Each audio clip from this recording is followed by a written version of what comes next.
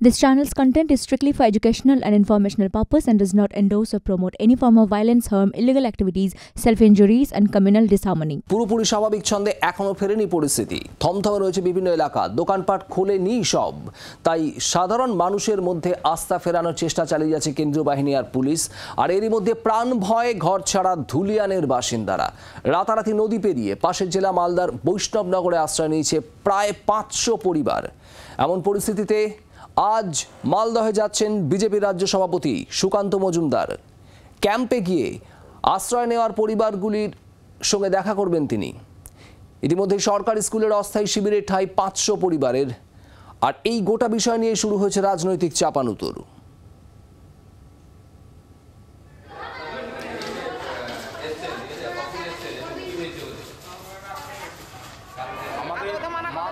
মায়ের মতো বয়স্ক মায়েরা আজকে কাঁদতে দিতে পারছে না।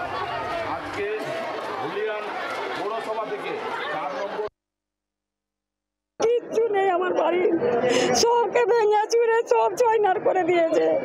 কোনো একটা বাড়িতে লুকিয়েছিলাম, লুকিয়ে থেকে ভোর রেতে আমি বিএসএফের পুলিশকে বললাম একটু স্যার আমাদেরকে একটু পার করে দেন, একটু পারেক্কা যাবো। বিএসএফেরা পার করে নিয়ে পারেক্কা দিয়ে ঘুরে ঘুরে আমি এলাম এখানে। মাঝিরা পার করে দিল, দিয়ে আমি নিয়ে এসেছি। এই বাড়ি ওই বাড়ি করছি, বম নিয়ে তারা করছে, মারছে ধরছে, আগুন দিয়ে সব পুড়িয়ে দিচ্ছে, পেট্রোল ঢেলে ট্যাঙ্কিতে বিষ মিশিয়ে দিচ্ছে জলে। কি করে থাকবো? আমরাকে আসতে হয়েছে, আমরাকে জান বাঁচানোর জন্য আসতে হয়েছে। আমাদের ঘর দর পুড়ে গেছে, তো আমি কি করে থাকবো? আমরা ওখানকার লোক, আমি গঙ্গা ভাঙনের পাল্লারপুরে এসেছি। মালদহে যাওয়ার কথা গতকালই জানিয়েছিলেন সুকান্ত মজুমদার। কাল মালদা যাব, আজকে রাত্রে আমি রওনা হব। মালদা গিয়ে সেই উদ্বাস্তু যারা হয়েছেন, পাল্লালপুরে যারা আছেন, তাদের সাথে প্রয়োজনে আমি দেখা করব। আর কালকে গোটা দিন আমি মালদায় বসে, যেহেতু মুর্শিদাবাদ উপদ্রুত অঞ্চল, আমি সেখানে যাব না। শান্ত হওয়ার পর অবশ্যই যাব। মুর্শিদাবাদের বিষয় উপরে আমার দৃষ্টি কালকে গোটা দিন থাকবে। ওখানে আমরা কন্ট্রোল রুম চালু করছি। কন্ট্রোল রুম চালু করে গোটা দিন মুর্শিদাবাদে কোথায় কি হচ্ছে তার উপর দৃষ্টি রাখবো, এবং সেখান থেকে প্রয়োজনে মাননীয় গৃহমন্ত্রী সাহেবকে টাইম টু টাইম সব জানাবো। গোটা পরিস্থিতি নিয়ে এর আগেও মুখ্যমন্ত্রীকে সরাসরি তোপ দাগেন সুকান্ত মজুমদার। মমতা বন্দ্যোপাধ্যায় নিজের ক্ষমতার স্বার্থে হিন্দুদেরকে জলাঞ্জলি দেবে, এটা আমরা মেনে নিতে পারবো না। আমরা প্রয়োজনে রাস্তায় নামবো, এখনো নামিনি, আমি পরিষ্কার বলছি। মমতা বন্দ্যোপাধ্যায়কে লাস্ট ওয়ার্নিং দিচ্ছি, এরপরে কিন্তু আমরা রাস্তায় গাড়ি ধরে ধরে মারবো। কিন্তু সেই জায়গায় আমাদের হিন্দুদেরকে বাধ্য করবেন। আমি বিজেপি নেতা হিসেবে বলছি না, মন্ত্রী হিসেবে বলছি না, আমি একজন সাধারণ হিন্দু হিসেবে বলছি। তোপ দেখেছেন তৃণমূল নেতা কুণাল ঘোষ। আমরা প্রয়োজনে রাস্তায় নামবো, এখনো নামিনি, আমি পরিষ্কার বলছি। মমতা বন্দ্যোপাধ্যায়কে লাস্ট ওয়ার্নিং দিচ্ছি, এরপরে কিন্তু আমরা রাস্তায় গাড়ি ধরে ধরে মারবো। সুকান্ত মজুমদার বলছেন রাস্তায় নেমে গাড়ি ধরে ধরে মারবো।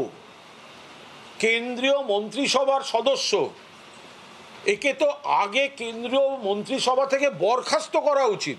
সুকান্তবাবু, আপনার বীরত্ব কোথায় থাকে? যখন মণিপুর জ্বলতে থাকে, কোথায় থাকে আপনাদের বীরত্ব?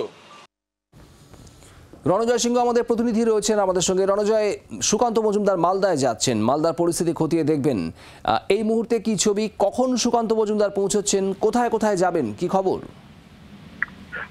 আজ সকাল 5:30টার সময় পদাতিক এক্সপ্রেসে চেপে তিনি কলকাতা থেকে মালদা এসছেন। মূলত উদ্দেশ্য হচ্ছে তার দুটি।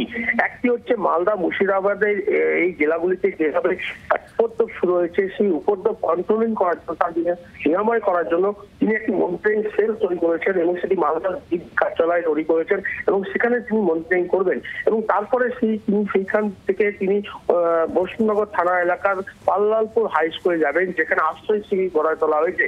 এবং মুর্শিদাবাদে হামলার পর যারা ধুলিয়ান থেকে এই পারে এসছেন গঙ্গা নদী পেরিয়ে, সেই পরিবারের সঙ্গে তারা দেখা করবেন এবং তাদেরকে আশ্বাস করবেন যে দলীয়ভাবে তিনি যেমন রয়েছেন, তেমনি ব্যক্তিগতভাবে তিনি এই আক্রান্ত পরিবারের পাশে রয়েছেন।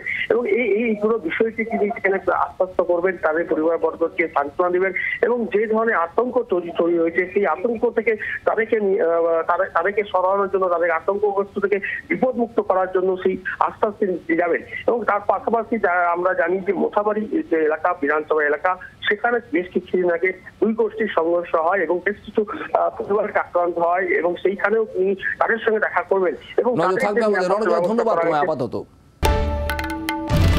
বাংলার আওয়াজ, বাঙালির আবেগ, জি 24 ঘন্টা।